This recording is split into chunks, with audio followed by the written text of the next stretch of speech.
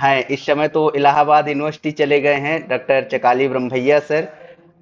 उन्होंने मुझको पढ़ाया है जब वो डॉक्टर आईजीएनटीयू में थे। तो आज सर हम सबके बीच हैं। तो मैं सर के विशेष परिचय के लिए अ, अंकिता शुक्ला जो रिसर्च स्कॉलर हैं सेंट्रल यूनिवर्सिटी केरला में, उनको आमंत्रित करूंगा कि आए और सर का संक्षिप्त परिचय हम सबके मध्य प्रस्तुत करें। Over to you Ankita.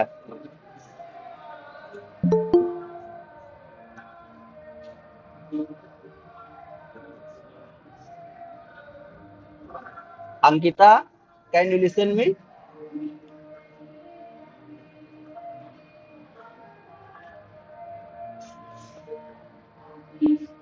Hello Ankita. Ankita, can you listen मी?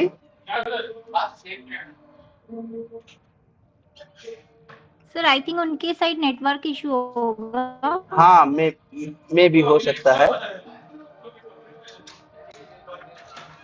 सो आई मैं सर से रिक्वेस्ट करूंगा कि सर प्लीज। हाँ अंकिता, आप हमें सुन पा रहे हैं? Hello. हाँ, yes yes, please Ankita.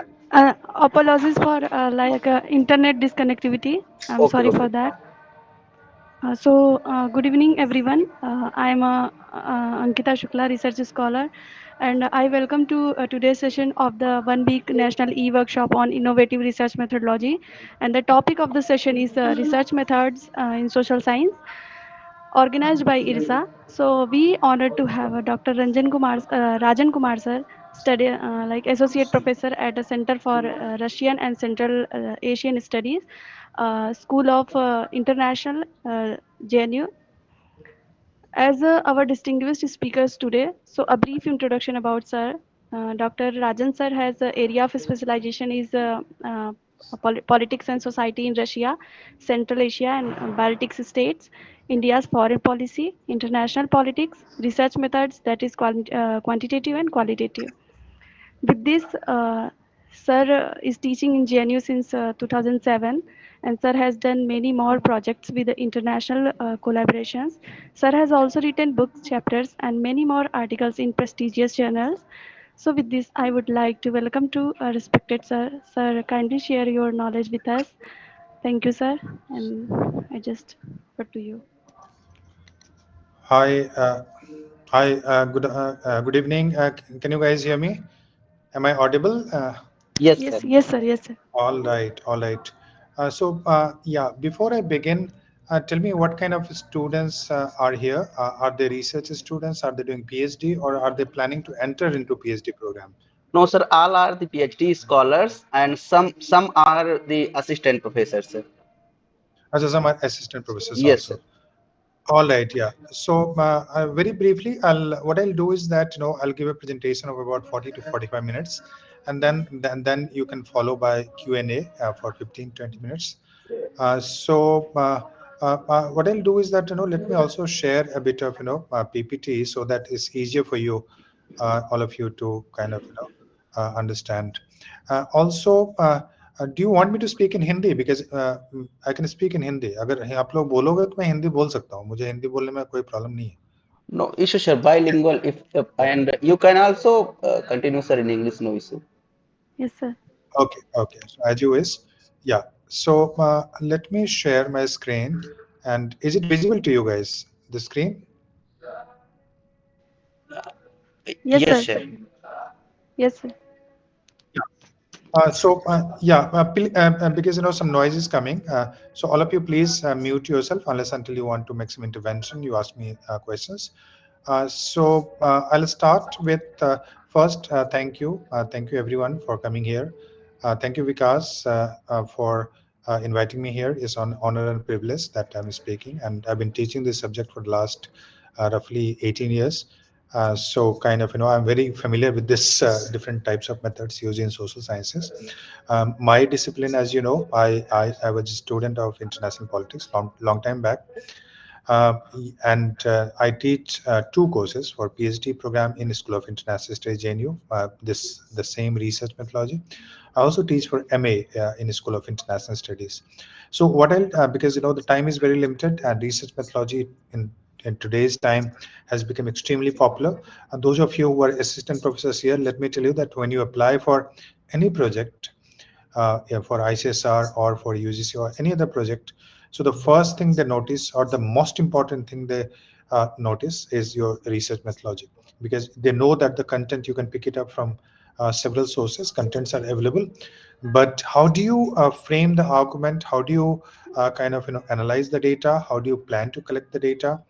So those are the technical issues where you can score a lot of points if you apply for the project. And even if you're not applying for a project, if you're planning to do a PhD, or if you're planning to do your this write a book or write an article, so the one of the important things that they'll notice, that what method do you follow. In India, I've seen that most of the people, what they do, they'll make a statement there, or they'll give a statement, and that statement would be followed by some empirical evidence. That's what they understand by this has to be supported by data.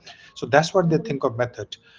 Fortunately, unfortunately, that's not the case. That if you're trying to publish in important, significant scientific journals of social science, so they will look for a particular method that you follow. And there are different approaches, different methods. And in today's discussion, I'll give you a brief overview. But what I'm going to discuss today is not even the tip of the iceberg. मैं जो आज बताने जा रहा हूँ एक समुद्र का एक बूंद के बराबर है, क्योंकि रिसर्च मेथड बहुत ही बड़ा क्षेत्र है, और उसमें केवल हम एक बूंद, एक ड्रॉप आपको दिखाने की कोशिश कर रहे हैं। तो आप लोग प्लीज इससे बहुत कुछ तो नहीं, लेकिन एक ब्रॉड आइडिया मिल जाएगा आपको कि सोशल साइंस में हम क्या कैसे रिसर्च मेथड को फॉलो करते हैं। तो आप लोग को स्लाइड दिख रहा होगा। The points of discussion today, I'll discuss a very brief a few basic concepts in social science research.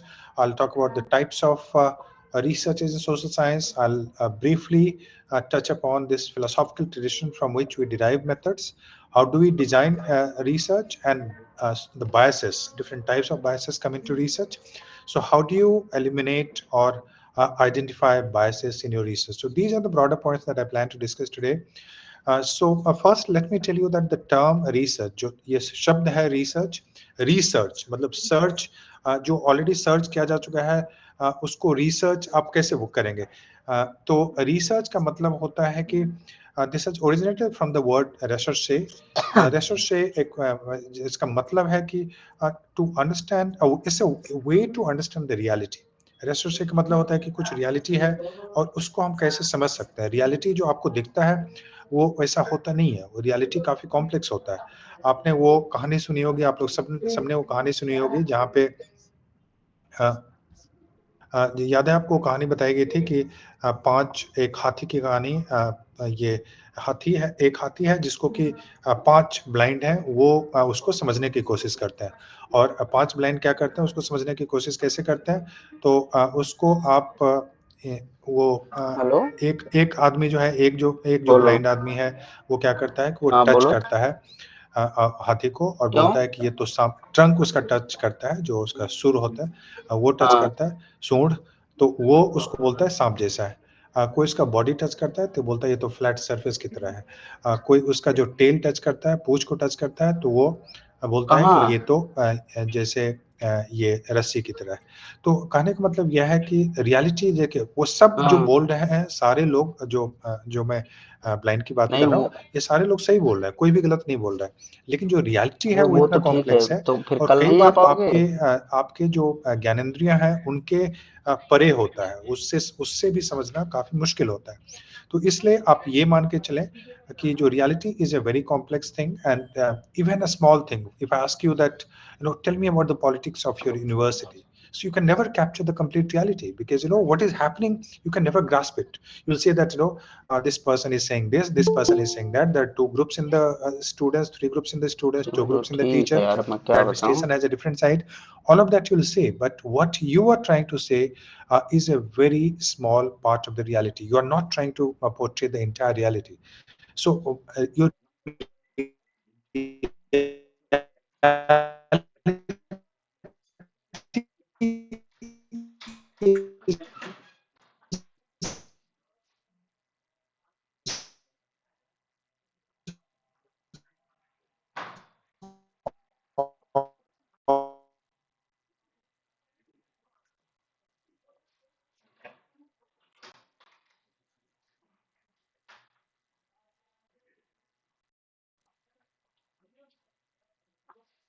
Falsifiable होता है, उसको हमेशा जो नए उसमें स्पेस आपको देना पड़ता है। कोई भी थ्योरी फॉर्मुलेट करेंगे उसमें स्पेस देना पड़ता है कि आपको हमेशा वो थ्योरी को रिवाइज किया जा सकता है। आप जानते हैं कि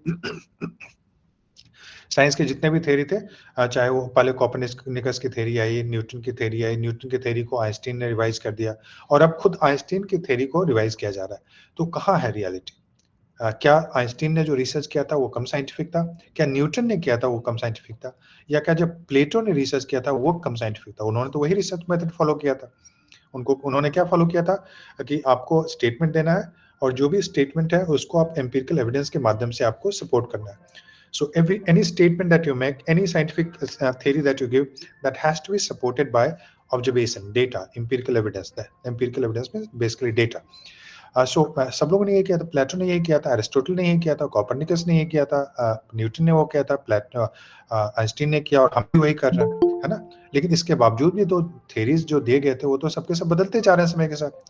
तो हम ये कभी नहीं क्लेम करते हैं साइंस में कि साइंस जो है बिल्कुल हमने जो अन्वेषण किया है, हमने जो खोज किया है वो लास्ट है, अल्टीमेट है, फाइनल है।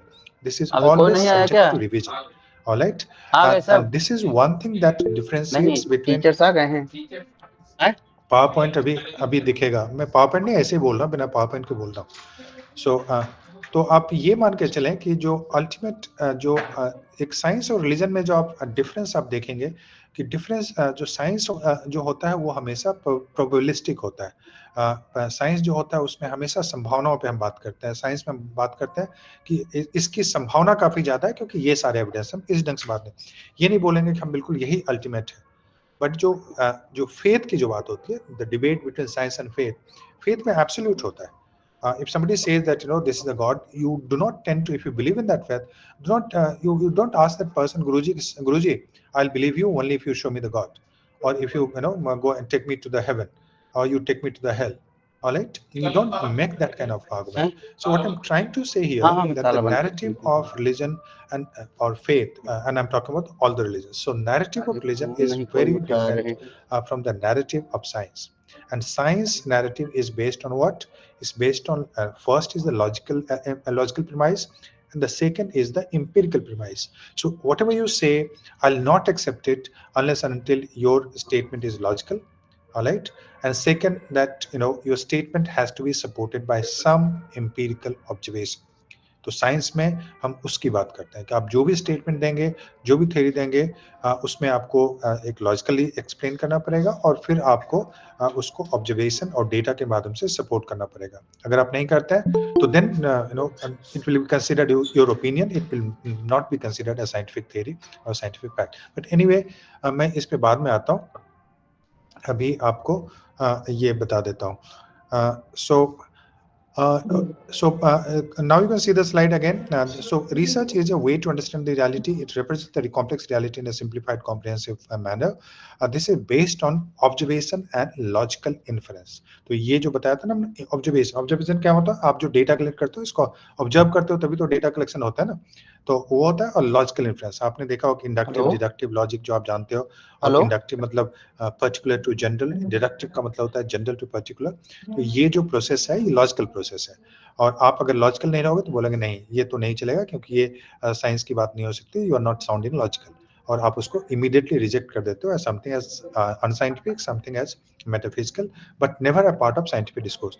And we are talking about research method in social science, है ना। सोशल साइंस हम बोल रहे हैं, है ना। सोशल साइंस भी क्यों बोला जाता है? पॉलिटिकल साइंस, हिस्ट्री, या इसको बहुत लोग बोलते हैं सोशल साइंस क्यों बोलते हैं? International politics, economics etcetera. तो इसको इसलिए बोलते हैं, जो यूनिटी ऑफ साइंस है इसमें है कि जो मेथड फॉलो किया जाता है, आप जिस मेथड की बात मैं आज कर रहा हूँ, या फिर अगर वो मेथड आप फिजिक्स के किसी प्रोफेसर के क्लास में आप जाएंगे तो बोलेंगे अरे ये तो वही मेथड है जो राजन सर बता रहे थे।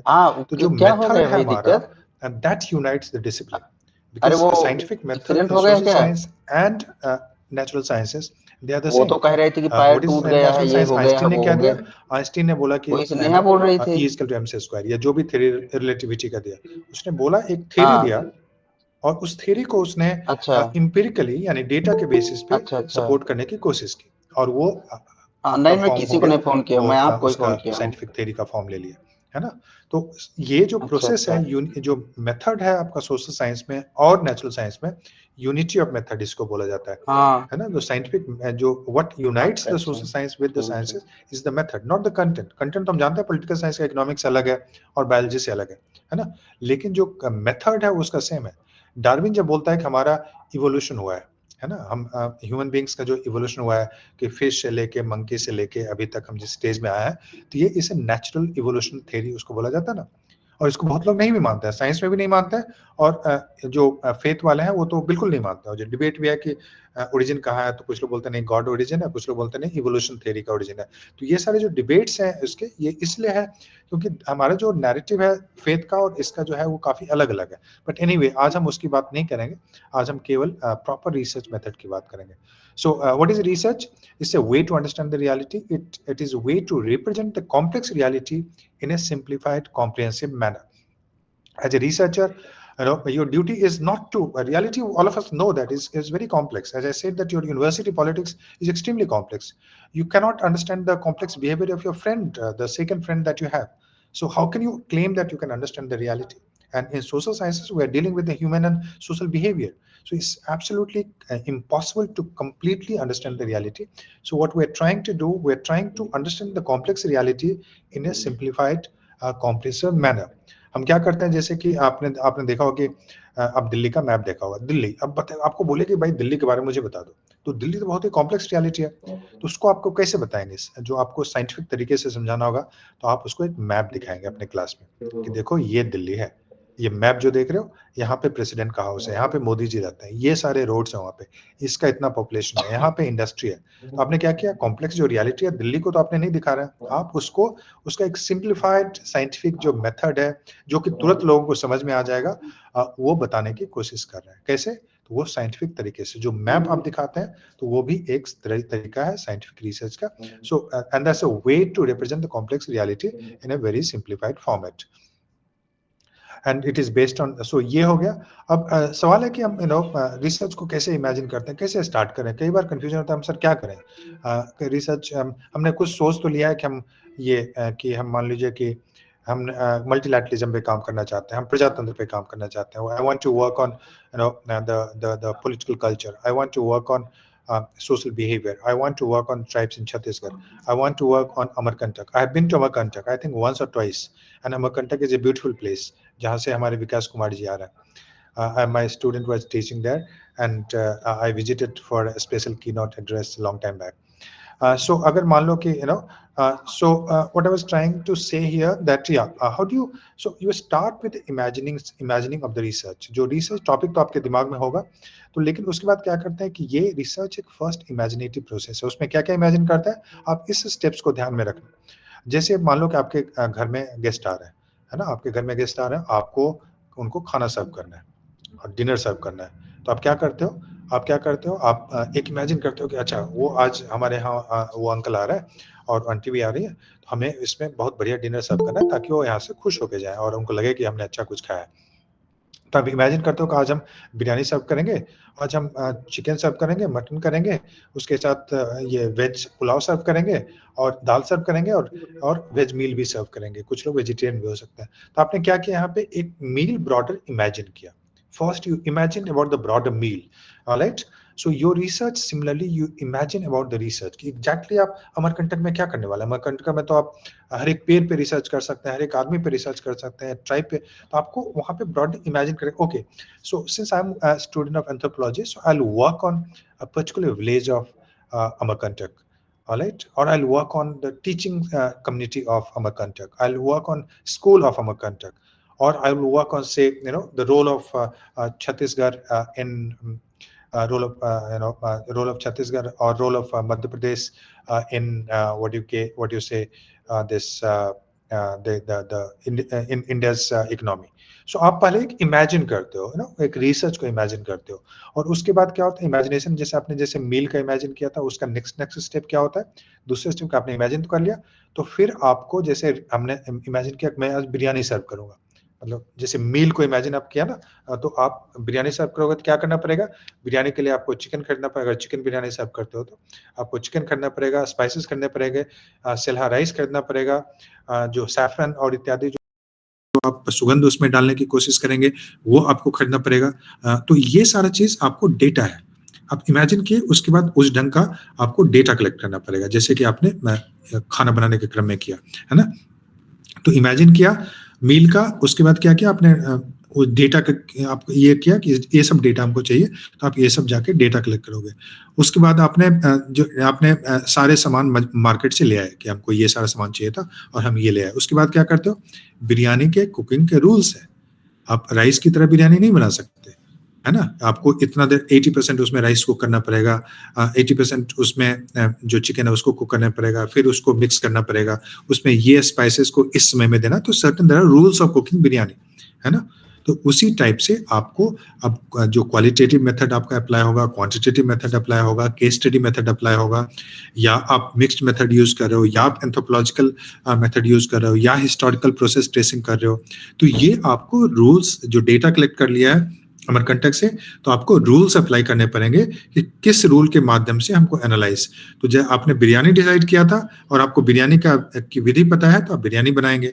उसी ढंग से आपको मान लीजिए कि क्वालिटेटिव है, आपको केस स्टडी आपने अच्छे से पढ़ा है तो आप केस स्टडी अप्लाई करेंगे। और क्या आपका रिसर्च क्वेश्चन है ये डिटरमाइन करेगा, और किस ढंग का डेटा है और क्या आपका ट्रेनिंग है ये डिटरमाइन करेगा कि आप क्या मेथड यूज करेंगे। और आपको ये भी बता दूं कि क्वालिटेटिव और quantitative they are techniques of analyzing the data, although दोनों को किताबें अगर पढ़ेंगे तो आप मेथड के रूप में ट्रीट करते हैं, लेकिन मेरे हिसाब से they are the techniques of tools of analyzing the data। Approaches क्या होंगे आपके, अप्रोचेस आपका केस स्टडी मेथड हो सकता है, हिस्टोरिकल मेथड हो सकता है, लार्जर थ्योरेटिकल क्वालिटेटिव मेथड हो सकता है, और एंथ्रोपोलॉजिकल मेथड हो सकता है। लेकिन जो ये इन सारे मेथड्स में आप डेटा अगर क्वांटिटेटिव है तो आप क्वांटिटेटिव एनालिसिस कर सकते हैं, आपकी ट्रेनिंग अगर स्टैट्स में है, एसपीएसएस में, आप क्वांटिटेटिव कर सकते हैं, अगर नहीं है तो आप क्वालिटेटिव कर लें।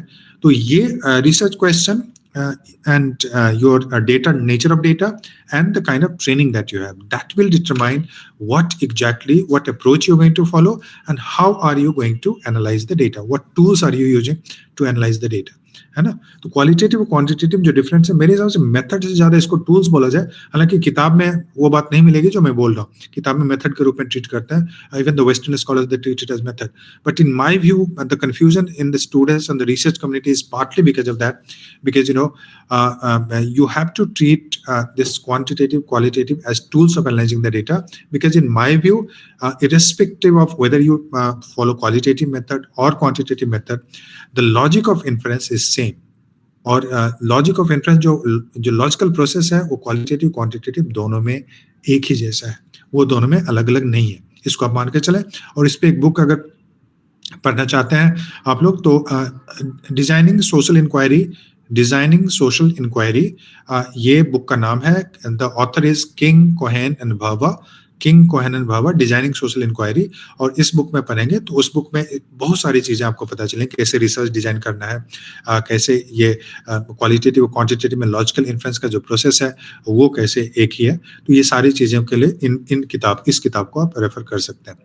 Okay, so I am coming to now, अगर आपने मान लीजिए कि अप्लाई रूल्स ऑफ कुकिंग तो अप्लाई कर दिया, आप एक चीज फाइनल जान के रखेंगे कि आपने बिरयानी बहुत अच्छा बनाया, आपने बहुत मेहनत किया, बहुत लोगों को, और लेकिन आप नहीं डिसाइड करेंगे कि बिरयानी कितना टेस्टी बना है ना।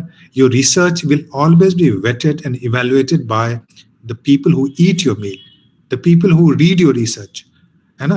वो जो साइंटिफिक आपने लिख दिया और राजन यहाँ पे बैठा हुआ, राजन डिसाइड करेगा, और राजन जैसे दूसरे जो एकेडमिक्स हैं या जो भी उसको पढ़ रहे हैं वो डिसाइड करेंगे कि आपका जो अप्रोच है और आपका जो क्वालिटी ऑफ पेपर है कितना अच्छा है। क्योंकि आपने अगर बहुत अच्छा भी लिख दिया अपने हिसाब से तो आप ये मान के नहीं चलेंगे। ये उसी जैसी बात है कि बिरयानी आपने बना दिया, लेकिन अब गेस्ट डिसाइड करेगा कि आपकी बिरयानी कितनी अच्छी बनी है। वो आपके मुंह पे हो सकता है अच्छा नहीं बोले, ये नहीं बोले कि बिरयानी अच्छी नहीं बनी, लेकिन बाहर में जाके बोलेगा अरे ये तो बेकार बिरयानी थी, इससे अच्छा तो मैं बनाता हूँ। तो इसलिए इवैल्यूएशन और वेटिंग ऑफ योर पेपर और research that should be done by the larger scientific community. So your research is not just about you and your ideas. Research is also about your ideas being accepted by the scientific community. और उसको बोलते हैं कि जो Thomas कुन ने एक book लिखी है the structure of scientific revolution, है ना। थॉमस कुन में वो डिफाइन करते हैं पैराडाइम, और उस पैराडाइम में वो क्लियरली बोलते हैं कि पैराडाइम जो होता है वो तभी पैराडाइम का शेप लेता है, या कोई भी थ्योरी पैराडाइम का शेप तभी लेता है जब that is accepted by the scientific community. So if you have written a paper on, say, international politics, then people from international politics will read your paper and they will say that whether this is a kind of, some contribution to the literature or not, whether this is leading to some advancements in the literature or not. So your research will always be evaluated by the scientific community of your field. So इस चीज को ध्यान में रखिएगा. और तो ये आपके जो है एक ब्रॉड आइडिया मैंने दिया कि रिसर्च को कैसे स्टार्ट करना है. अब देखिए थोड़े से कंसेप्ट्स बताने जरूरी हैं, नहीं तो ये बच्चे कंफ्यूज करते हैं हमेशा. मैं देखा हूँ मेरे क्लास में भी और बाद में भी. तो ये देखिए पहला कंसेप्ट क्या है, कांस्टेंट एंड वेरिएबल है. ये देखिए कांस्टेंट, ये सारे कंसेप्ट मैं डिस्कस करूँगा. Hypothesis, validity, reliability, method of inference, necessary sufficient condition, equifinality etcetera. तो सबसे पहले आपको मैं बताऊं कि कांस्टेंट एंड ये जो वेरिएबल है इसको में डिफरेंस को समझना क्यों जरूरी है. इसमें समझना इसलिए जरूरी है कि जब भी आप किसी भी चीज को एनालाइज करते हैं, है ना. देखिए दो चीज आपको रिसर्च में ध्यान रखना है कि डिस्क्राइब करते हैं और एनालाइज करते हैं. ये दोनों दो चीजें, हालांकि एक दूसरे को हेल्प करता है, इसमें कोई शक नहीं है कि डिस्क्रिप्शन जरूरी है एनालिसिस के लिए, लेकिन डिस्क्रिप्शन और एनालिसिस में फर्क है. डिस्क्राइब जब किसी चीज को डिस्क्राइब करते हैं, जैसे मान लीजिए कि अभी अब इस क्लास को डिस्क्राइब करना, तो आप क्या बोलेंगे, करिए एक राजन सर हैं, Rajan sir is from JNU and वो अभी वहाँ पे क्लास ले रहे हैं और इसमें 50 बच्चे 54 बच्चे इसमें शामिल हैं, और इसका जो है एक लाइव टेलीकास्ट भी हो रहा है. और इसमें बच्चे कुछ there are few assistant professors, there are few students and people are from different places of India and they are enjoying the lecture. तो आपने क्या किया, डिस्क्राइब किया, है ना. लेकिन जब एनालाइज करेंगे तो देखिए ये फर्क आपको समझें. When you answering the question what is happening, where is it happening and when is it happening, जब ये सारे क्वेश्चंस को आप आंसर कर रहे हैं, व्हेन, वेयर, व्हाट, कब, क्या और कहाँ इत्यादि, तो आप इसको डिस्क्राइब कर रहे हैं. यू आर डिस्क्राइबिंग कि कि क्या हो रहा है. लेकिन हमको जो सोशल साइंस में हम केवल डिस्क्राइब नहीं करते, हम एनालाइज करते हैं.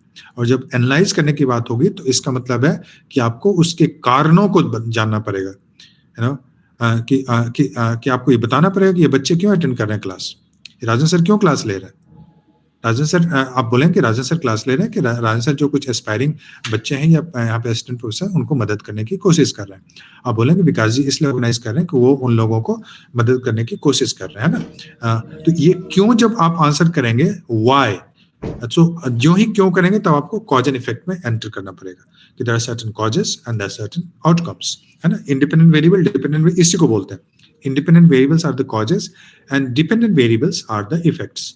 Alright, so what are the independent variables? For instance, आप बोलते हैं कि मुझे I got A grade in class. So A grade was an outcome of what? A grade was an outcome of your hard work because you had a good teacher, because you have a very good academic background, and also because you prepared really well and you write really well. So you got A in class. So you are analyzing it here. How did you analyze? You analyzed it by taking into account 4 or 5 factors which you consider to be important for your grade in the class, high grade in the class. All right, so that you need to.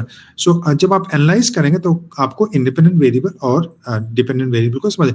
So dependent variable effect होता है और independent variable जो होता है वो cause होता है.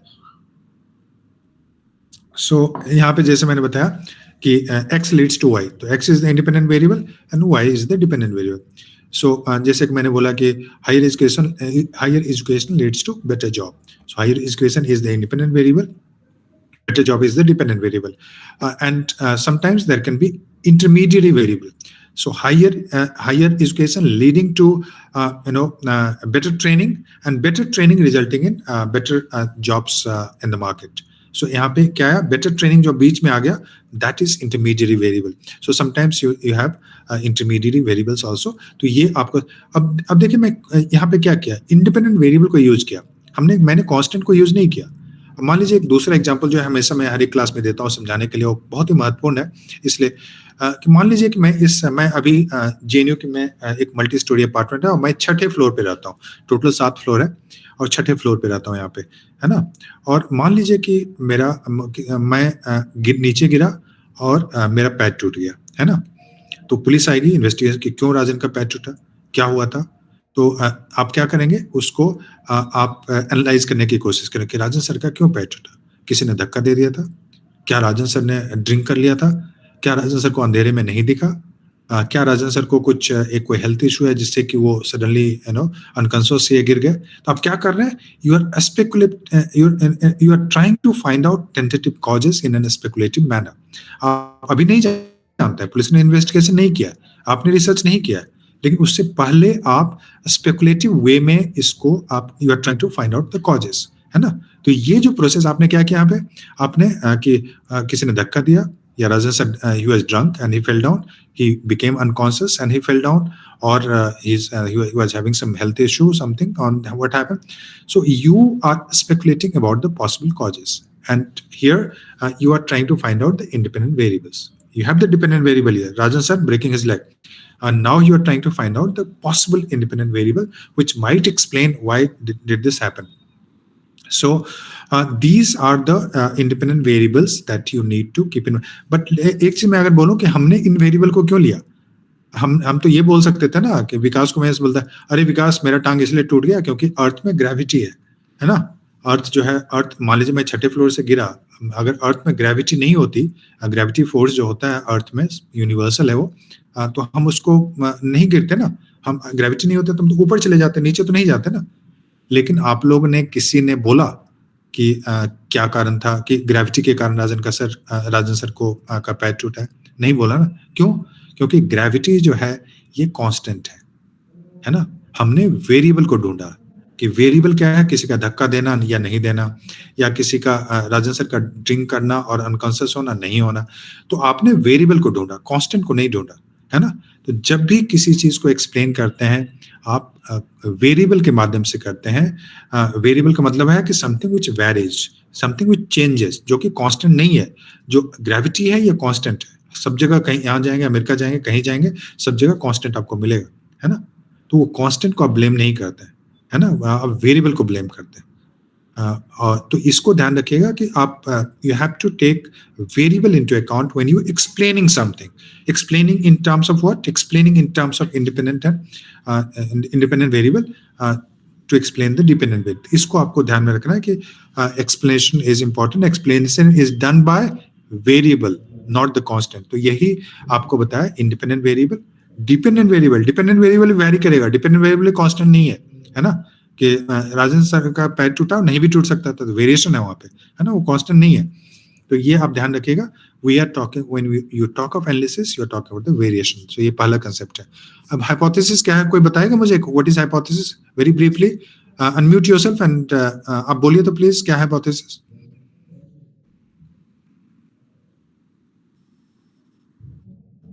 Someone please come forward and tell me, आप हाइपोथेसिस क्या है? शायद बोलते हैं It's a tentative solution. Okay. Hello. Okay. Yes, ma'am. Yes, बोलिए। Sir, hypothesis is a tentative guess. Okay. अगर हम एक छोटी सी डेफिनेशन, Alright, ठीक है। Both of you are correct, but और करेक्ट, जो टेस्टिंग करनी है वो हाइपोथेसिस की ही करनी है। जी मैडम, जो भी हम स्टैटिस्टिक्स लगाएंगे। यस मैडम, आपने बिल्कुल सही बोला। और मैं और क्लैरिफाई करता हूँ ताकि आपको कभी लाइफ में आज के बाद प्रॉब्लम नहीं होगा, है ना। आज लास्ट प्रॉब्लम था हाइपोथेसिस का, इसके बाद नो प्रॉब्लम। तो देखिए हाइपोथेसिस को जब बनाना है जी, तो हाइपोथेसिस जब भी आपको बनाना है तो आप ध्यान रखेंगे, आप सिंपल, एक सबसे आसान तरीका है कि कई बार अगर टेंटेटिव स्टेटमेंट वो समझ में नहीं आता है, टेंटेटिव सोल्यूशन वो भी ठीक, आप रिसर्च क्वेश्चन आपके है ना कि राजन सर का पैर टूटा, राजन सर का पैर क्यों टूटा? तो आपने बोला कि आप गेस वहां पे मार रहे हैं, आपने रिसर्च अभी शुरू नहीं किया, आपके पास डेटा नहीं है, लेकिन उससे पहले हाइपोथेसिस देने की बात होती है। तो आपने क्या बोला कि शायद you'll say that probably because Rajan sir was pushed by somebody from the balcony and he fell down and broke his leg. Rajan sir को किसी ने धक्का दिया और राजन सर गिरे और इसके कारण से राजन सर का, तो यहाँ पे क्या क्या आया, इंडिपेंडेंट वेरिएबल, किसी का धक्का देना, है ना, somebody pushed him, he fell down and broke his leg। तो आपने इंडिपेंडेंट वेरिएबल और डिपेंडेंट वेरिएबल को क्या किया, आपने कनेक्ट कर दिया। और जब आप डेटा कलेक्ट करेंगे, आप आएंगे हमारे घर पे, देखेंगे सारा कि क्या क्या था, कोई आदमी तो नहीं एंटर किया था धक्का देने के पास। जब डेटा कलेक्ट करें तो उस हाइपोथेसिस को आप टेस्ट करें, है ना। और आप अभी रिसर्च के स्टेज में, तो दूसरा एक हाइपोथेसिस एनफ नहीं होता है, आप दूसरा हाइपोथेसिस भी लेंगे कि अच्छा ये भी हाइपोथेसिस लेते हैं कि राजन सर हो सकता है कि ड्रिंक किए थे और वो अनकॉन्शियस हुए और फिर गिर गए, वो भी हाइपोथेसिस हमने ले लिया। Probably he was drunk, he didn't realise the fence and he broke his fence and he fell down, alright. और फिर आप डेटा कलेक्ट करेंगे उस पे कि राजन सर क्या ड्रिंक करते हैं, क्या वो इस ढंग की हैबिट है उनकी, और अगर वो डेटा सपोर्ट करे तो हाइपोथेसिस को। So what I am trying to say that in hypothesis when you are formulating causal hypothesis, causal effect वाला, causal वो है, कैजुअल नहीं है, causal की मैं बात कर रहा हूँ जिसमें कि कारण ढूंढने वाली बात होती है। तो when you are formulating causal hypothesis you will try to connect independent variable with the dependent variable, है ना। आप cause and effect को कनेक्ट करने की कोशिश करते हैं। किसी ने धक्का दिया और राजन सर का पैर टूटा, तो ये आपने स्पेकुलेट किया। एक टेंटेटिव आपका जो रिसर्च क्वेश्चन था कि आप राजन सर का पैर क्यों टूटा, तो आपने बोला कि इसलिए टूटा, शायद इसलिए टूटा। अभी आप टेस्ट कर रहे हैं, हाइपोथेसिस फॉर्मुलेट कर रहे हैं। तो आप वहां पे क्या बताने की कोशिश कर रहे हैं, बताने की कोशिश कर रहे हैं कि शायद चूंकि किसी ने धक्का दिया होगा इस कारण से टूटा, और उसके बाद आप सच में डेटा कलेक्ट करेंगे और फिर हाइपोथेसिस को टेस्ट करेंगे कि वो सच में ऐसा हुआ कि नहीं। So this was the example of your causal hypothesis, right? So when you connect your independent variable with the dependent variable, है ना, और your what did I do? I tried to answer the research question that I have. तो research हमने, हमारा research question था राजन sir का पैर टूटने को हमको सर्च करना है, रिसर्च करना है इस पे, तो वो आपने उसी पे हाइपोथेसिस फॉर्मुलेट किया, है ना। So always remember, so your hypothesis is nothing but a tentative answer of your research question, where you're trying to connect cause and effect, where you're trying to connect independent variable with the dependent variable, और उसमें 2-3 independent variable भी हो सकते हैं, intermediate variable भी हो सकते हैं, and you can formulate a hypothesis. Always remember, hypothesis एक can be causal, जो कि अभी एग्जाम्पल दिया। दूसरा एग्जाम्पल हो सकता है कि एक सिंपल वन वेरिएबल वाला एग्जाम्पल भी हो सकता है, जैसे कि if I say India GDP is growing by 10%, suppose, है ना, कोई हमने हाइपोथेसिस फॉर्म किया नहीं, India GDP is growing by 10%, है ना, इससे यूनिवेरिएट, वहां पे कॉजल इफेक्ट नहीं है, लेकिन एक यूनिवेरिएट हाइपोथेसिस फॉर्मुलेट किया जिसको कि आप टेस्ट किया जा सकता है। आप बोलेंगे नहीं डेटा जो है आरबीआई का वो तो 5.5% का है, आप सर गलत बोल रहे हैं, आपका हाइपोथेसिस, ये टेस्ट फॉल्सिफाई हो जाता है। लेकिन this was an example of a hypothesis and it's a decent good hypothesis. So it can be univariate, sometime it can also be comparative. Comparative hypothesis में क्या होगा, if I say India GDP is growing faster than the GDP of China, alright, or Keshka Khan is far more educated than Rajan Kumar, all right. So you are doing a comparative analysis here. You're formulating a comparative hypothesis. Say for instance India GDP is growing faster than China's GDP, तो आप this can be hypothesis. Hypothesis क्यों करते हैं, hypothesis तो research question answer करने, तो इसके माध्यम से जो हम चाइना और इंडिया का ग्रोथ का जो हम समझने की कोशिश कर रहे हैं, इसको ये hypothesis हेल्प कर रहा है ना मुझे, is trying to answer that research question. So I can hypothesize, I can test also, देख लेंगे कि चाइना और इंडिया में किसका जीडीपी ग्रो कर रहा है. So it can be comparative.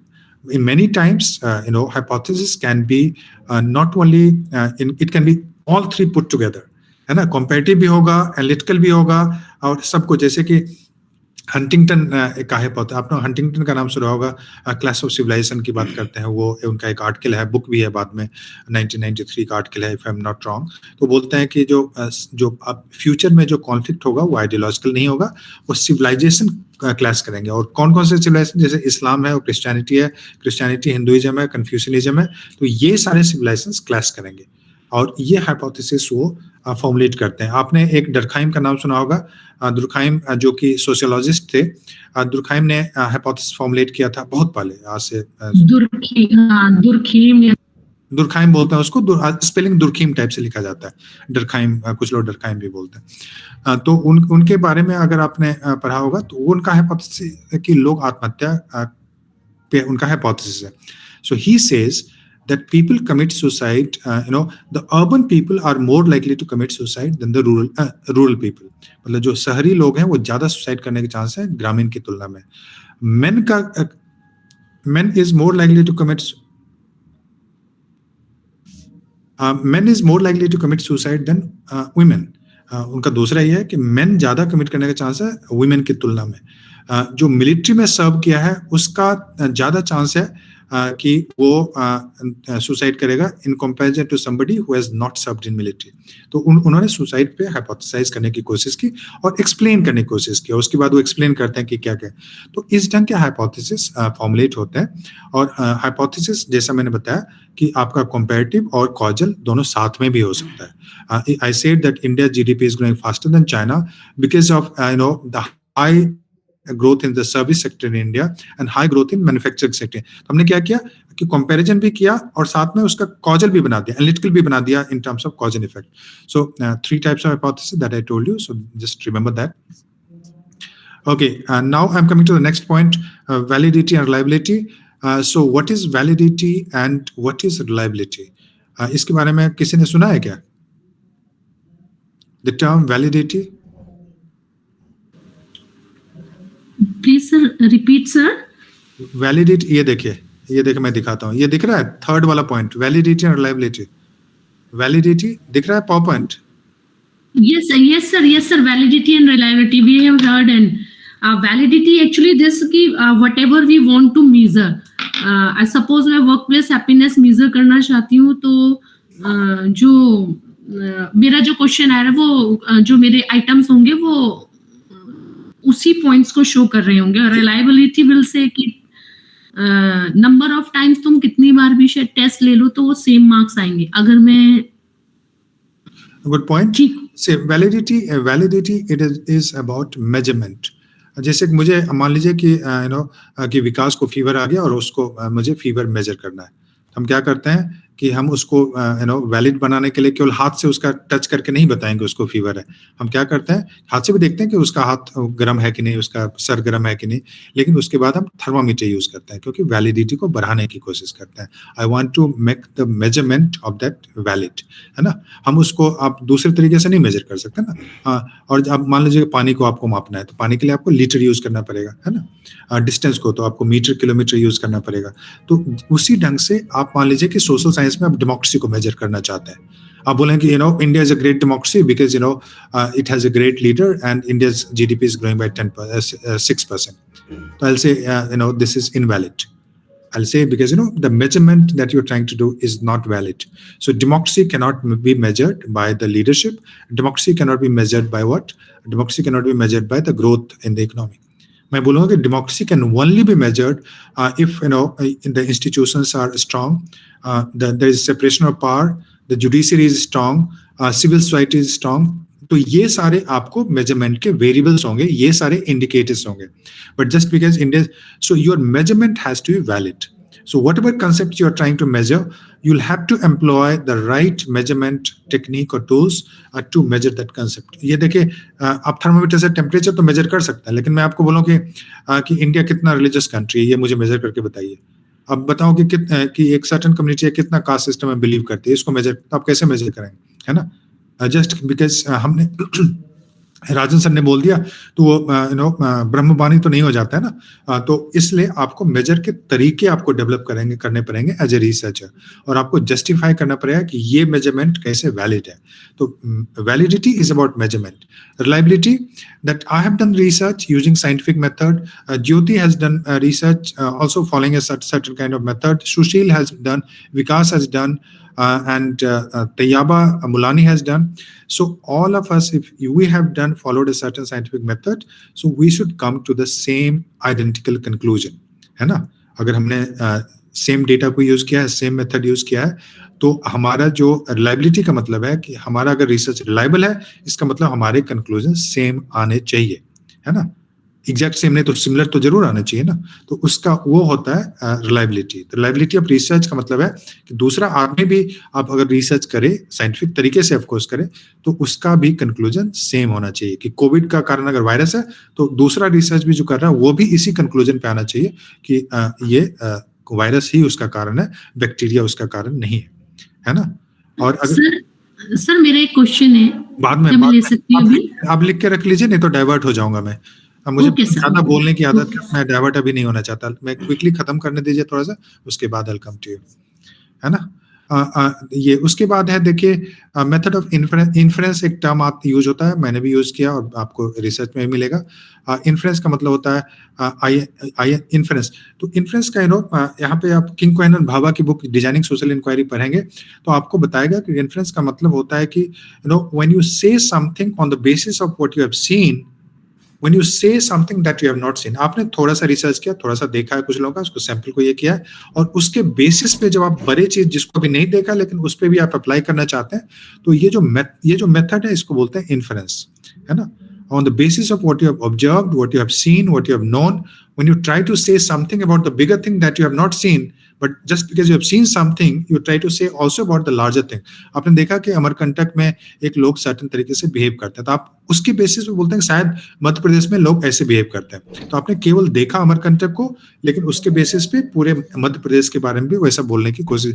तो ये जो प्रोसेस है ना, इसको इन्फ्रेंस बोला जाता है। On the basis of what you have seen, observed, you try to say something that you have not observed but you think that that would be the case. So that is known as process of inference. और हम research इसलिए करते हैं क्योंकि हमारा एक inference making हमारा important purpose है। हम छोटे से सैंपल भी कई बार करते हैं और सैंपल की वैलिडिटी हम लार्जर पॉपुलेशन पे इम्प्लाई करते हैं, तो ये इसको इन्फ्रेंस बोला जाता है। उसके बाद एक और बताता हूँ term, necessary and sufficient condition. अब देखिए क्या है कि नेसेसरी एंड सफिशिएंट कंडीशन का मतलब होता है कि मान लीजिए कि मुझे ये बाबू मंडल जी, बबलू मंडल है आप, है ना, बबलू मंडल जी आप कैमरा पे आ जाइए और मैं आपको प्रेसिडेंट ऑफ इंडिया बनाने वाला हूँ, है ना। बबलू मंडल को मान लीजिए कि प्रेसिडेंट ऑफ इंडिया बनना है, तो बबलू मंडल में उनके नेसेसरी कंडीशन क्या है, सफिशिएंट कंडीशन। ये इससे पता चला कि जब आप रिसर्च करते हैं उसमें भी ये क्यों जरूरी है। अब बबलू मंडल बोले कि सर मैं 35 साल का हो गया हूँ, मैं बैंकरप्ट नहीं हूँ, मैं पागल नहीं हूँ, मैं सिटीजन इंडिया हूँ, मैं जॉब करता हूँ लेकिन जॉब छोड़ दूंगा अगर मुझे प्रेसिडेंट ऑफ इंडिया बनाया जाए तो ये सब चीज जो है इसके बेसिस पे ये जो अभी बोलेंगे कि ये सब चीज है तो मैं प्रेसिडेंट क्या बन सकता हूँ क्या, मैं बोलूंगा आपका प्रेसिडेंट बनने का चांस 0% है। क्यों? क्योंकि ये सारे जो आप फुलफिल कर रहे हैं ये नेसेसरी कंडीशन फुलफिल कर रहे हैं, आप सफिशिएंट कंडीशन नहीं फुलफिल कर रहे हैं, है ना। यहाँ पे necessary condition 35 year of age, citizen of India, not bankrupt, not insane, पागलपन नहीं होना, ये सारे नेसेसरी कंडीशन। सफिशिएंट कंडीशन क्या होगा? सफिशिएंट कंडीशन यहाँ पे होगा अगर उनको प्राइम मिनिस्टर मोदी का ब्लेसिंग होगा, यानी कि पार्लियामेंट में उनको सपोर्ट होगा, जो मेजॉरिटी पार्टी है वो सपोर्ट करेगी, तो वो सफिशिएंट कंडीशन होता है। तो आप जब रिसर्च करते हैं तो आपको पूछना पड़ेगा कि आपने जो कॉजेज दिए हैं, आपने जो एक्सप्लेन किए हैं, उसमें केवल नेसेसरी कंडीशन दिया है या उसमें प्रतिभा गौंड, हाँ आप म्यूट कर लें। तो आप जो रिसर्च देंगे उसमें जो कॉजेज बोलेंगे, अच्छा ये सारे कारण हैं प्रजातंत्र के विकास का भारत में, और उसमें आपको पूछना पड़ेगा अपने आप से क्या हमने केवल नेसेसरी कंडीशन दिया है या उसमें सफिशिएंट कंडीशन भी दिया है।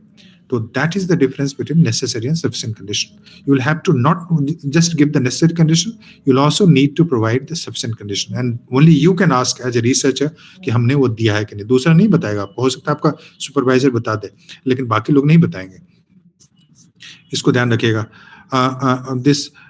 ये उसके बाद और सारे रिसर्च हैं, मैं अभी ना सब कुछ तो नहीं खत्म कर सकता, तो मैं थोड़ा सा स्किप कर रहा हूँ और टाइम चूंकि कम है और 7 बजने वाला है। तो देखिए मैं आपको टाइप्स ऑफ रिसर्च बताता हूँ क्विकली और उसको एक डिजाइन बता देता हूँ, फिर मैं खत्म करूंगा, 7-8 मिनट में खत्म कर दूंगा।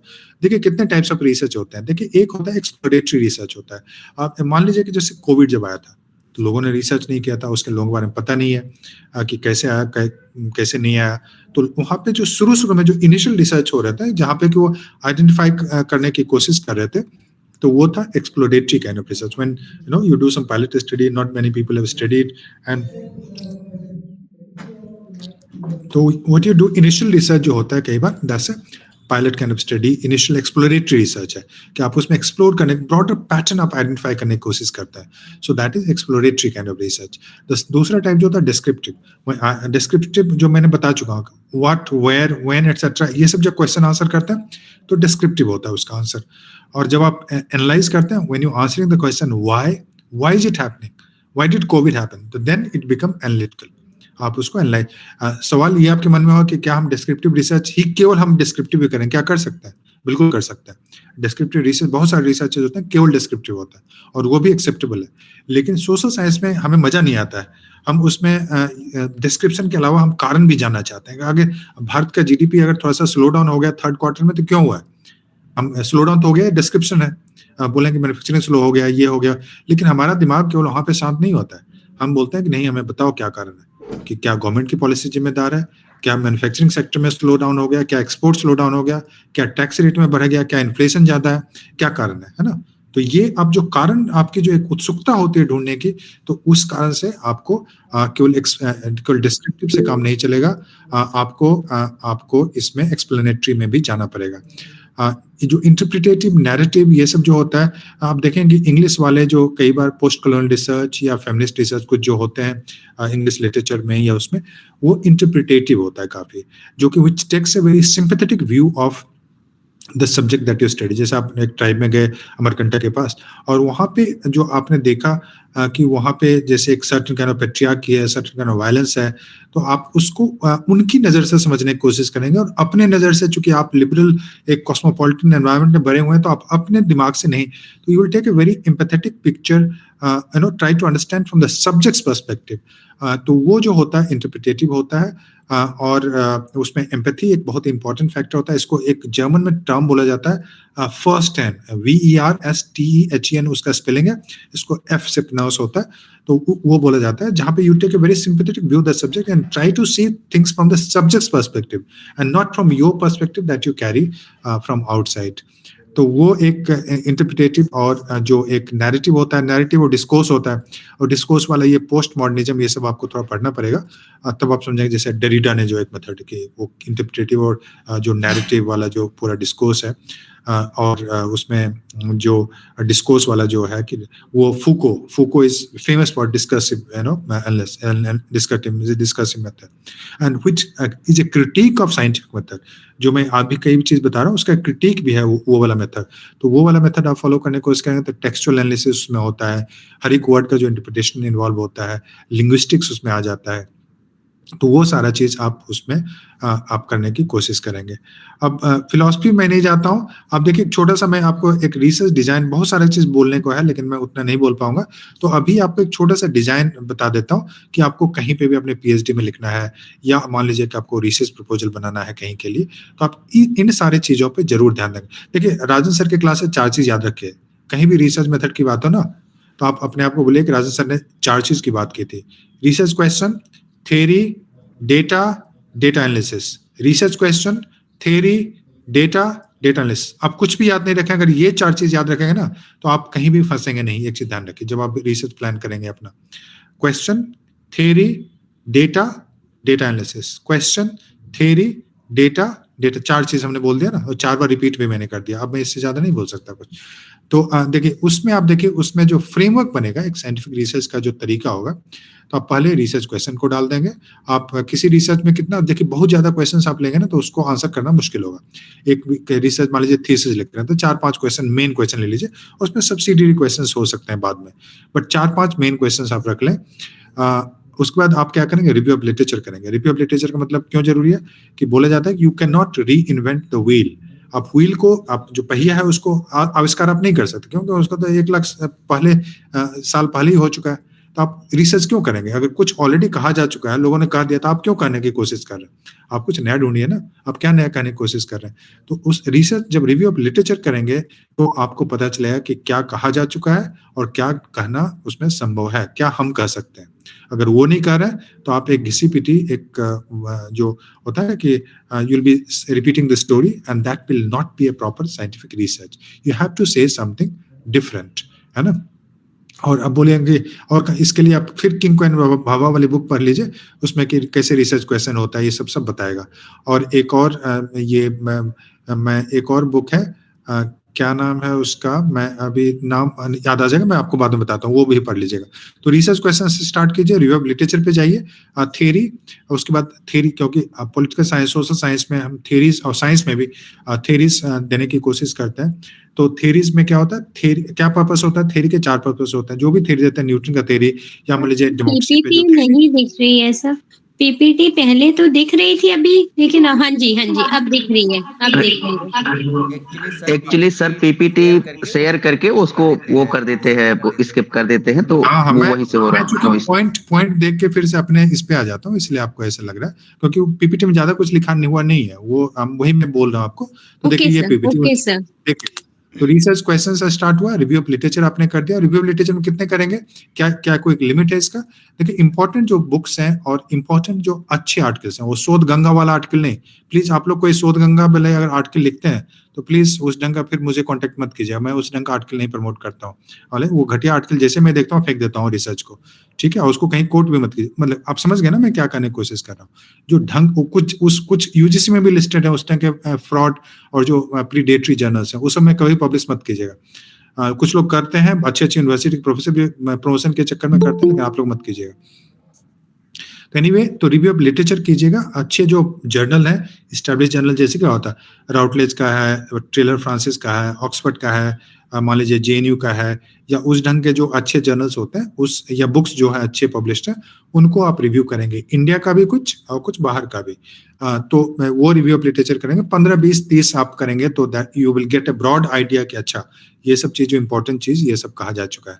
जे स्टोर पे जाएंगे, जे स्टोर पे ज्यादातर आर्टिकल जो है तो आपको ढंग के मिलेंगे, और जे स्टोर अब वहां से कर सकते हैं। अभी तो गवर्नमेंट ने ये भी किया है कि वन सब्सक्रिप्शन करके कुछ प्रोग्राम है, जिसमें कि आप लोग सबको अवेलेबल हो जाएगा। One nation one subscription. Yes sir, तो आप उससे प्लीज एक्सेस कर लीजिएगा। तो आप रिव्यू लिटरेचर में तो थ्योरी दे देंगे। थ्योरी का पर्पस क्या है? थ्योरी का पर्पस है एक्सप्लेनेशन और प्रेडिक्शन। थ्योरी का कोई भी थ्योरी आप देखेंगे, कोई चाहे न्यूटन का थ्योरी, वो कुछ एक्सप्लेन करने की कोशिश कर रहा है, तो आप भी थ्योरी अपना प्रपोज कर सकते हैं या किसी का थ्योरी ले सकते हैं।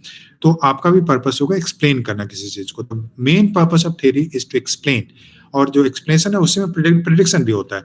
कि जैसे आपने थ्योरी दिया, डेमोक्रेसी डोंट फाइट, एक थ्योरी है आईआर का। तो डेमोक्रेसी मतलब, तो आप उसको बताते हैं कि democracy don't fight because there are certain institutions, there are checks and balances, and the institutions try to control the democratic behaviour of the leader. So because of that, democracies don't fight, and when they fight to win.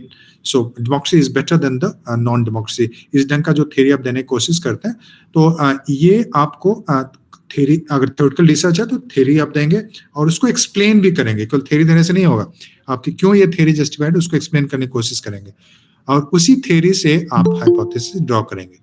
और आपका research question hypothesis related है, मैं ये समझा चुका हूँ। 3 types of hypothesis दे सकते हैं, ये भी मैं बता चुका हूँ। और ये सारा प्रोसेस जो है काफी ऑर्गेनिक और इंटीग्रेटेड है। रिसर्च क्वेश्चन से शुरू हुआ, हाइपोथेसिस पे आ गए, और उसके बाद क्या करेंगे? हाइपोथेसिस में आपने देखा कि राजन सर का पैर इसलिए टूटा क्योंकि राजन सर को कोई धक्का दिया है। तब कोई धक्का दिया है, इस पे आप डेटा कलेक्ट करने की कोशिश करते हैं, और राजन सर का कितना पैर टूटा है, कैसे टूटा है, उस पे कलेक्ट करने, तो इस दोनों को लिंक करने की कोशिश करें हाइपोथेसिस में, है ना। तो हाइपोथेसिस आपका रिसर्च क्वेश्चन से ही रिलेटेड होता है, और आपने जो थ्योरी अगर दिया है तो थ्योरी से ही ड्रॉ होता है। तो ये सारा इंटीग्रेटेड प्रोसेस होता है। उसके बाद आपने हाइपोथेसिस दे दिया, आप क्या करेंगे? हाइपोथेसिस में जो वेरिएबल आपने यूज किया है उस पे ही डेटा कलेक्ट करने की कोशिश करेंगे, है ना। और डेटा कलेक्ट एक बार कर लिए, उसको टेस्ट करेंगे, अच्छा अरे नहीं, राजन सर का रूम तो अंदर से लॉक था, कोई तो एंटर कर ही नहीं सकता है। तो वो जो हाइपोथेसिस था कि किसी ने धक्का दिया वाला हाइपोथेसिस, उसको हम रिजेक्ट करते हैं क्योंकि वो हाइपोथेसिस सही नहीं है। तो फिर आप दूसरे हाइपोथेसिस पे काम करना शुरू करेंगे, फिर उस पर डेटा कलेक्ट करें। अच्छा, तो क्या राजन सर ड्रिंक करते हैं और ड्रिंक करके वो बेहोश हो गए और गिर गए, ऐसा हो सकता है? फिर आप मेरे ड्रिंक हिस्ट्री में देखें, कोई बॉटल सर्च करने की कोशिश करेंगे हमारे घर में, या कोई खाली बॉटल है क्या, उसको देखने की कोशिश करें। आप देखिए, अरे ये तो यहाँ या तो बॉटल भी नहीं है, कोई एविडेंस नहीं है, राजन सर ड्रिंक्स नहीं करते हैं, तो ऐसे में तो बहुत ही मुश्किल है। ये भी हाइपोथेसिस आप डिस्प्रूव हो गया। तो उसके बाद आप हाइपोथेसिस देंगे, फेंस कहीं नहीं टूट गया, कहीं बालकनी टूट के तो नहीं गया। तो आप धीरे धीरे ना, हाइपोथेसिस आपको हेल्प करेगा कि क्या डेटा कलेक्ट करना है ना। आपने रिसर्च क्वेश्चन केवल करेंगे तो उससे नहीं होगा, क्योंकि उसमें आपको नहीं पता चला कि क्या हम किस पे डेटा कलेक्ट करें। क्योंकि उस रिसर्च क्वेश्चन के जब आंसर ढूंढेंगे हाइपोथेसिस के माध्यम से, तब आप उस पे डेटा जाकर कलेक्ट करेंगे, और जो हाइपोथेसिस टेस्ट होगा, और उसके बाद आप जाके उसको जो लगेगा कि नहीं अच्छा मुझे एविडेंस मिल गया कि राजन सर का एक्चुअली फेंस वहां पे था, वो फेंस टूट गया था और इसलिए राजन सर गिर गया और उनका टांग टूट गया, तो वहां पे आप रिसर्च को बोलेंगे अच्छा this is the final thing and this is the conclusion, this is my research finding that I have rejected other hypothesis and this is the hypothesis that remains which remains true. तो यहाँ पे बोलने को बहुत सारा चीज था, लेकिन मैं 1 घंटे में इससे ज्यादा बोलना मुश्किल था मेरे लिए, तो मुझे यहाँ पे let me stop it here and very quickly I'll take a few questions and then we'll stop. Thank you very much.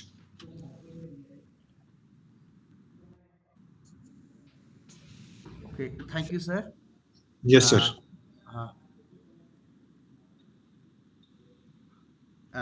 Participants, if anyone have any doubts and queries, so you can ask to direct to Rajan sir. Sir मेरा question था जैसे आप हम reliability की बात कर रहे थे, तो अभी जैसे मेरा एक टूल में कंस्ट्रक्ट कर रही हूँ, टेस्ट रीटेस्ट का अभी मेरे जो स्टेप है वो चल रहा है, तो टेस्ट रीटेस्ट अगर मैंने लिया है तो उनके बीच में कितना मतलब जैसे एग्जैक्ट तो नहीं है कि मैंने What is your exact research? Actually my research is that job satisfaction of that lecturer of Almora districts and then Udham Singh Nagar district of Uttarakhand Kumaon region में. So तो टूल जो मेरा एक बन रहा है, जब उसमें एक और वेरिएबल है, one more variable, that is the work place happiness, तो वो मैं टूल कंस्ट्रक्ट मेरा उसका स्टेप चल रहा है टेस्ट रिटेस्ट वाला। तो अभी टेस्ट रिटेस्ट के बाद अभी जब मैं उसका कैलकुलेशन करने बैठी, पहले वाले टेस्ट में कहीं 50 मार्क्स है तो कहीं कुछ मार्क्स कम आ रहे हैं, जैसे सपोज किसी वही सेम कैंडिडेट है तो उसके 46 आ गए, तो कितना डिफरेंस, किसी किसी के तो एग्जैक्ट भी आ रहे हैं मार्क्स रिलायबिलिटी में, लेकिन किसी के कुछ कम हो जा रहे हैं, तो कुछ कम कितना अंतर होना चाहिए? No. What you are doing is not about reliability. All right. What you have done is that you might have given a questionnaire to the respondent and you have collected the data. So this is not about reliability. This is reliability में दूसरी बात है। अभी जो आप कर रहे हैं कि आपने सर्वे किया है और सर्वे में क्वेश्चनर दिया है, क्वेश्चनर में आपने बोला था उसको स्कोर देने के लिए कि क्या लेवल ऑफ सेटिस्फैक्शन है, तो किसी ने उसमें 50 दिया है, किसी ने आपको 70 दिया है ना?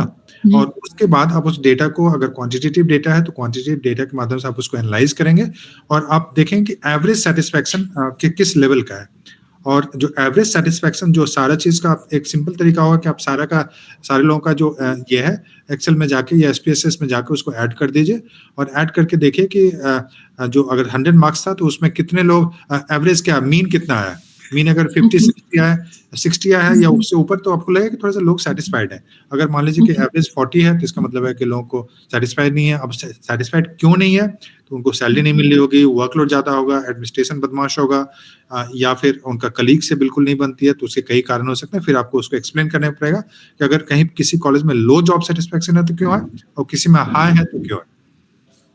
ओके सर, ठीक है, thank you sir. Well, only एक क्वेश्चन हम लोग लेंगे। हाँ, केवल एक क्वेश्चन। एक सवाल यहाँ पे है विकास कि is that ratio between hypothesis, ये इनको अंजलि आपको आके मुझे बताना पड़ेगा what you mean with this question, ratio क्या पूछ रही हैं आप, ये मतलब समझ में नहीं आ रहा है, आप प्लीज आके बताएं why you asking this ratio,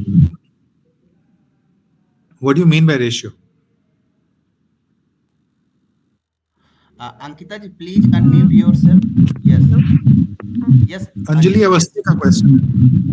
Hello. Yes, Anjali कहाँ? Good evening, sir.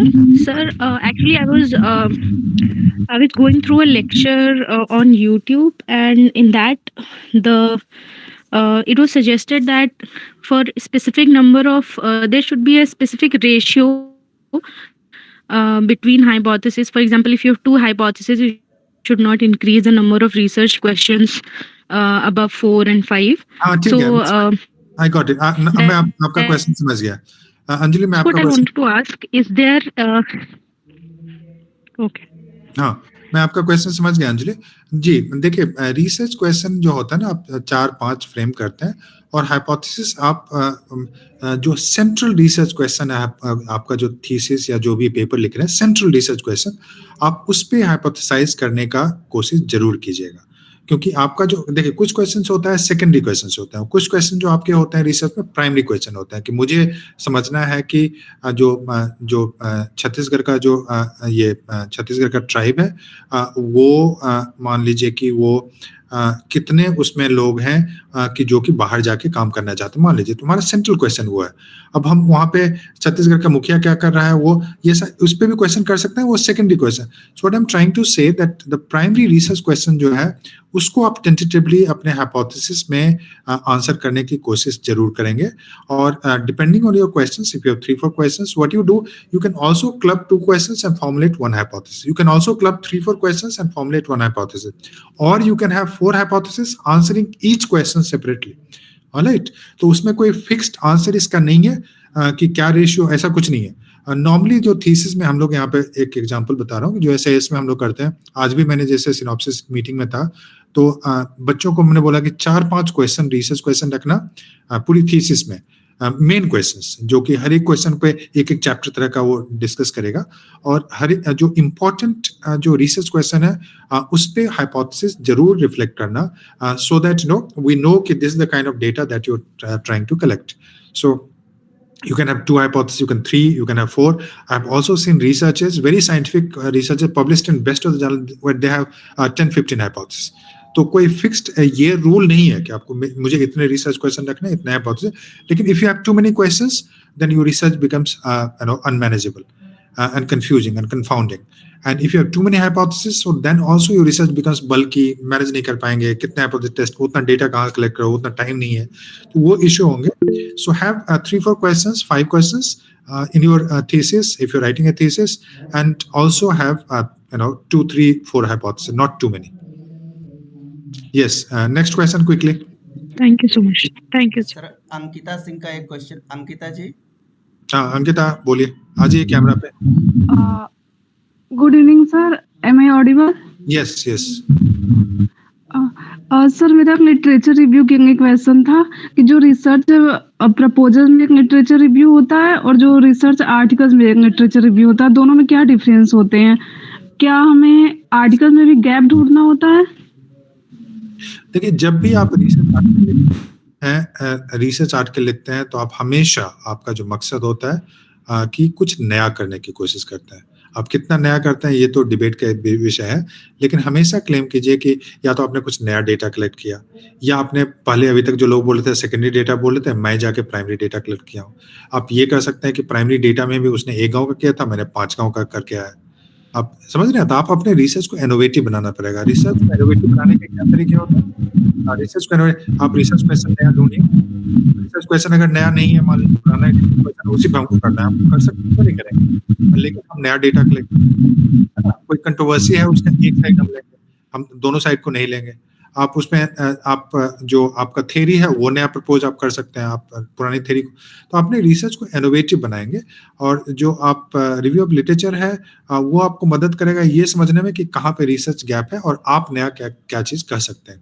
या कई बार मान लीजिए कि किसी एक स्कॉलर से आप अग्री करते हो कि एक स्कॉलर उसने बहुत अच्छा लिखा, मुझसे अग्री करते हैं, लेकिन क्या हम नया डेटा दे सकते हैं? इंडिया से मान लीजिए वो डेटा नहीं लिया, सॉफ्ट पावर पे मान लीजिए आपने काम किया, सॉफ्ट पावर से जोसेफ नाई ने किया, लेकिन वो अमेरिका का डेटा है, हमने डेटा ले लिया श्रीलंका का, इंडिया का, हम नया डेटा वहाँ पे, तो ये जो कंट्रीब्यूट करने की कोशिश कर रहे हैं. तो रिसर्च लिटरेचर सर्वे के बाद आपको रिसर्च गैप देना जरूरी है, चाहे वो आर्टिकल हो या फिर रिसर्च प्रपोजल हो, है ना. रिसर्च प्रपोजल में आप प्लान टेंटेटिव देते हैं, और जब आर्टिकल लिखते हैं तो आप प्लान नहीं देते हैं, आप उसको प्लान को कंप्लीट करके बताते हैं कि मैंने ये किया है और इसका ये कंक्लूजन है. तो यही फर्क है. बाकी जो रिव्यू ऑफ लिटरेचर का तरीका है, दोनों में वो फर्क नहीं है. वो करना, प्रपोजल जो सिनॉप्सिस लिखता है, प्रपोजल लिखता है, उसको भी करना, और जो आर्टिकल लिखता है उसको भी करना है.